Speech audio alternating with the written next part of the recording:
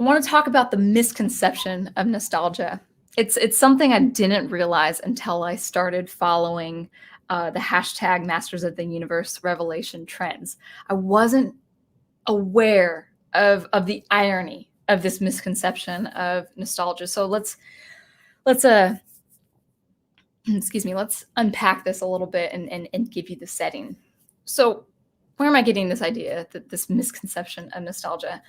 Well, people, I was looking on Twitter, and people are on Twitter praising this new show and praising Kevin Smith. These guys are starved. They are starving to get back to the 80s. They are begging Kevin Smith to help them relive their childhood.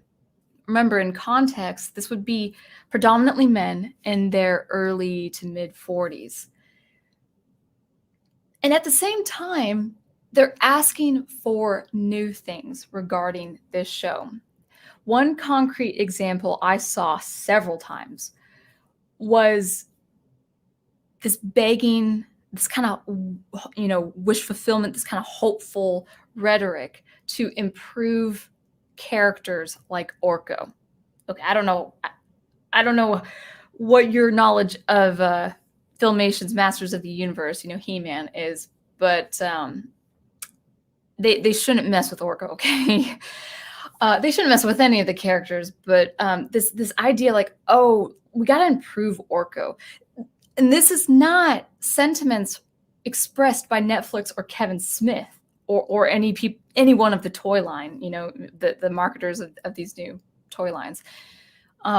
This is the supposed audience who wants to watch this show, reveling in their old childhood with this new, shiny, bright new show. They are hoping that Orko is different. The complaint I've seen, I know a handful of times, has been that Orko in the past has been too goofy, that he's only been there for comedic relief. And yes, he's a funny character. I think his comedy is gold. I love the way the filmmakers did it back then, the way they animated him, the way they used his voice.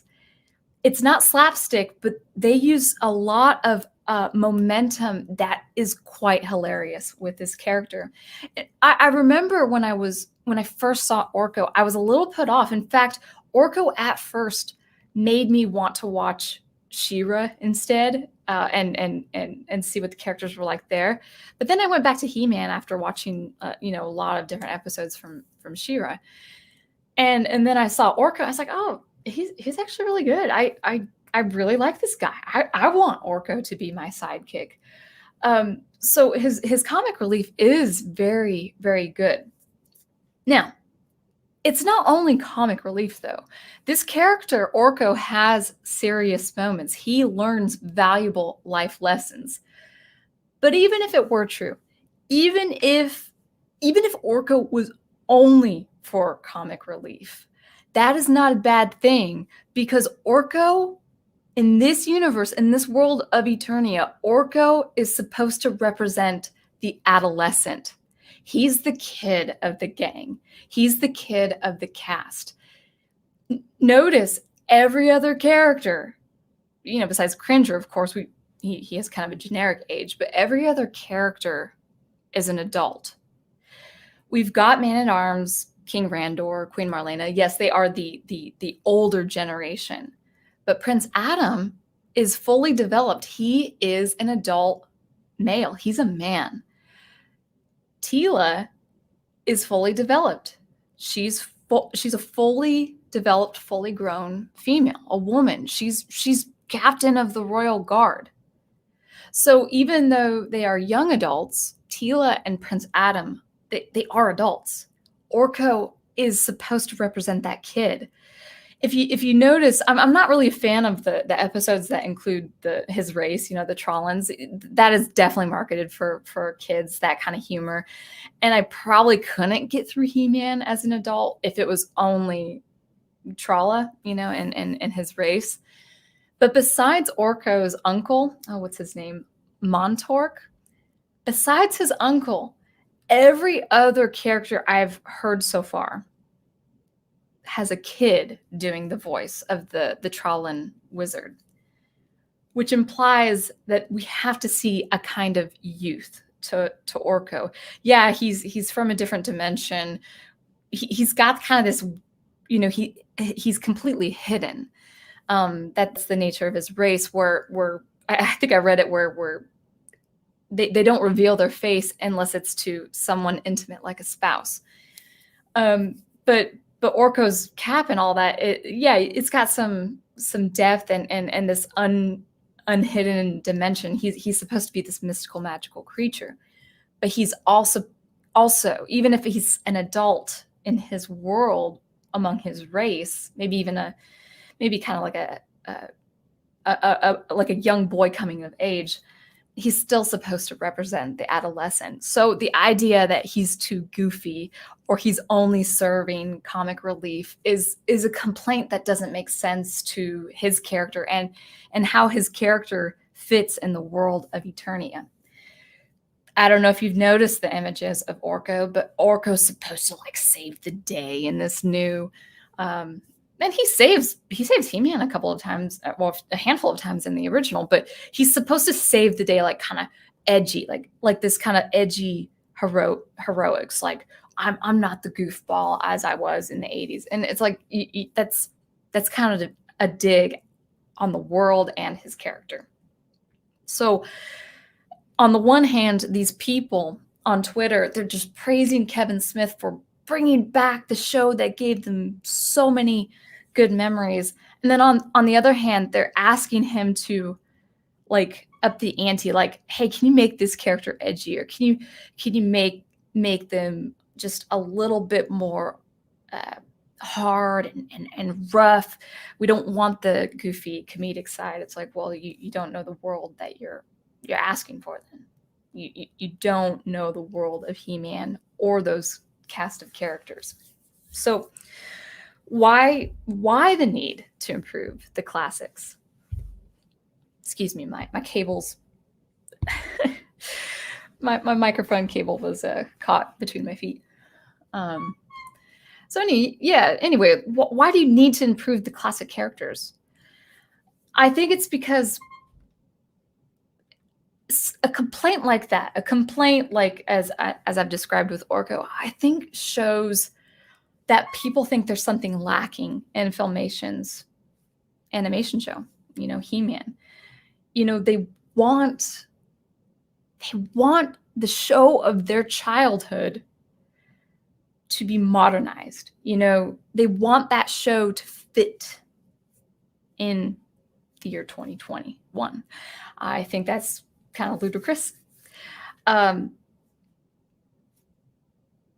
It's actually been apparent, Kevin Smith has on video declared that the beginning of this show will be warm, and it's supposed to bring you back to that old feel, maybe, when you're 7 or 8 years old and you don't have school that day, you're in front of the television and you're watching not just the shows, but also the commercials, with the toys. It's supposed to have you, reminisce what's past.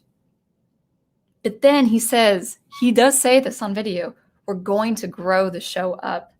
So I find this ironic. This is a side note. This is outside my notes. I find this ironic that you're revamping a show that was a kid's show. It's a children's show, and you're targeting the people in their 40s. You're targeting them because they lived there as kids, but then you want to grow up the show. So it's like, what is that saying? It's you're dismissing what's come before, and you're already admitting that something is lacking in that old show because you feel inclined to grow it up.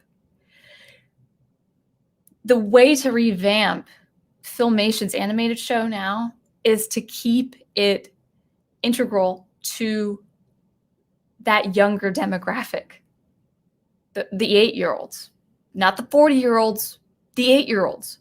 The 40-year-olds can enjoy that show with their children or with younger family relatives. It's that show's not supposed to grow up just because you who watched that show 40, 30, a little 35 years ago, it's not supposed to grow up. You grew up, but you can go back to it and say, oh, that's cool. I'm glad they did that. But no, this entitlement, like, no, I mean, that's a kid's show when I was a kid, but now it has to grow up with me. That's not the point. Revamping, refashioning that show should stick to the original, the heart of the original and the nature of the original. So this lack, Orko, for instance, was not good enough. That's just one instance, but this idea of lack, what is lacking in the original Filmation show? To me, nothing. It's good as it is, and we should preserve it at all costs.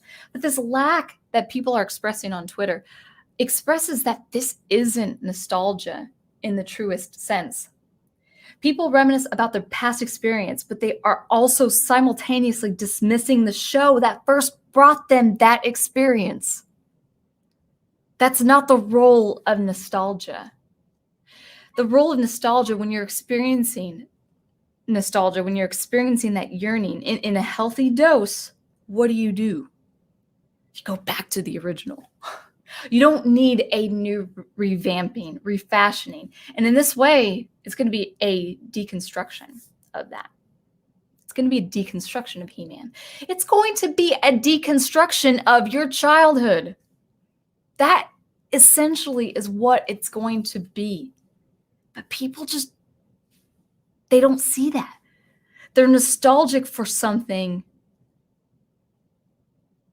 And that very thing that they're yearning for is going to be so different in nature. It's not going to be the same thing. It's not going to be the same thing. But it has to grow up because they have grown up. So this tells me that there's a slight disdain for what has come before. Now, I did drop a video earlier today on chronocentrism, and I think it's very important to understand that many people, I'm not saying you, I'm not saying me, but society in general, in the way of media and entertainment, I will be so bold as to say on a general level, society has disdain for the past. Society, even if it's a slight prejudice of the past, even if it's just slight, there has been in many ways and many shapes and in many forms, whether through Hollywood, academics, sentiments on Twitter, there's like, oh yeah, I remember the 80s. Yeah, back when. Good. Every decade has its growing pains, so to speak. Every decade has its weaknesses, its bad side. But you shouldn't shirk from the past. You need to explore and learn the past for its beauty and for its ugly, for its good and for its the way it aired. But there's this idea, there's this kind of weird entitlement, like, like we need to improve this because we need to have what was in the past fit our sensibilities in 2021. This entitlement that the past product, in this case He-Man and the Masters of the Universe, has to match the current year you're living in. That is entitlement. That's narcissism. You're not better. I mean, I'm not saying that you can't grow as a person, as an individual, but society has its ups and downs. One way, if I may be so bold to say that, no, we're not better in many ways as people were. When you're 40, when let's say you're 40 now, and people 40 years old back in the 80s, they're not inferior to you. How do I know? Well, it sure is evident that we are very crass, very disorderly, a very divisive people, where we want to just mudsling. I'm not saying people in the 80s didn't do that. either. And I say mudsling like that's more of a political term, but it's just throwing rocks and sticks at people, maybe on an online discourse. But you guys seen it. I've seen it. We behave very crudely. So no, a past product shouldn't match our sensibilities. The sensibilities of 2021. We have our own issues too. Why do we feel like we have to modernize something of old to suit our fancy? That's narcissism. That's entitlement. So in this way, both Hollywood writers and the audience aren't regarding what's come before. They're asking for a refashioning, and by doing so, they are deconstructing the nature of the old show. It has to be relevant in our time, and what's that ultimately going to do? It's going to make it relevant only in your time. Mark my words. Mark my words. Masters of the Universe Revelation, produced, written by Kevin Smith, shown on Netflix, will be irrelevant before you know it. It won't be remembered. It won't be treasured because they made it so clear that it has to fit this year. Well, fine. You want to do that? Good on you, man. Good on you, Kevin Smith. Good on you, Netflix. You've just shortened your baby. You've shortened the life of your baby, your child. It's your all that praise and all that applause and all the stuff you want to do for this new He-Man show, which has nothing to do with He-Man, nothing to do with Tila either. You've just killed the life of your child quite quickly. I can imagine its popularity being, depending on how long it goes, if it goes for like 3 seasons or 4 seasons, I can't imagine it being remembered 5 years from now, 10 years from now. People will go back to the old stuff. You know why? Because they didn't write for the 80s. They didn't write for that decade. They wrote universal truths in a universally compelling story. You're not going to get that with Revelation. You're not going to get it. Short-lived. So congratulations, Kevin Smith. You will not be remembered for this because this won't be remembered. The story won't matter after this time. So the greatest irony really lies within the misconception of what nostalgia is. Netflix and Kevin Smith are using nostalgia for marketing while blatantly dismissing the original that brought about the nostalgia to begin with. That's the irony. The real nostalgia, if you want to experience real yearning, real reminiscence and sentiment, if you want to experience a good, healthy nostalgia, you just go to the old stuff. For instance, I am very much enjoying the old Super Nintendo games with my prof. I'm going through all the games I went through in my childhood. I do not need a revamping. I don't need a revamping of the original Super Nintendo games, even if it means a fully immersive VR experience of all those old levels. Like let's say the Super Mario course is a VR experience. Oh, sure. I'm not saying I would dismiss that. I'm like, I don't need that. Like I would, if I had the ability or the money or the time to experience that, if I had the accessibility to experience such a thing, of course I would. That would be really fun. But do I need it? No one has to propose that. For the world of VR, no one in VR ever has to propose that to me. I don't need to experience that. This kind of nostalgia is healthy. You go back to the old stuff. To satisfy that yearning, you go back to the old stuff. You don't need the new stuff. I'm not against a reimagining. I wouldn't be against a new animated show of He-Man if it stuck to the true nature of He-Man and the true nature of the world of Eternia. But because it is evident that we won't get that, I don't need it. I don't need it. I'll go back to the old show. So that's my take. That's my take on nostalgia, that actually Netflix, Hollywood in general, are strategically using nostalgia in marketing to push their nihilism.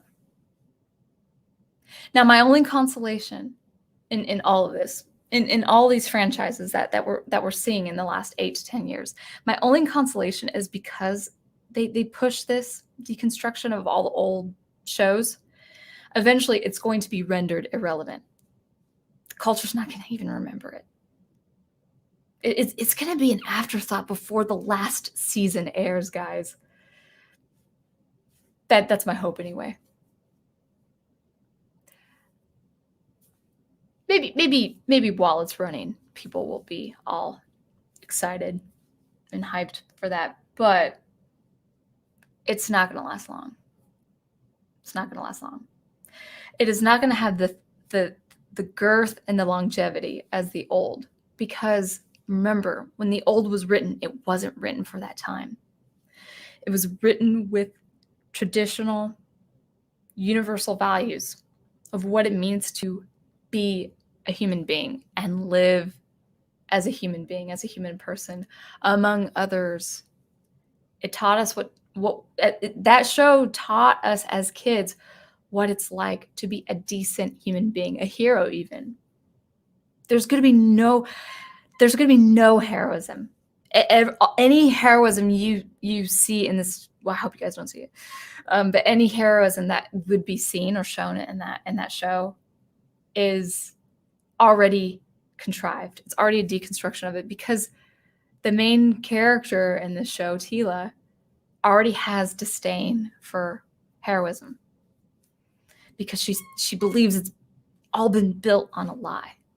So anyway, that's my take on nostalgia and how it can lead to nihilism, how it's that trajectory leading to irrelevance.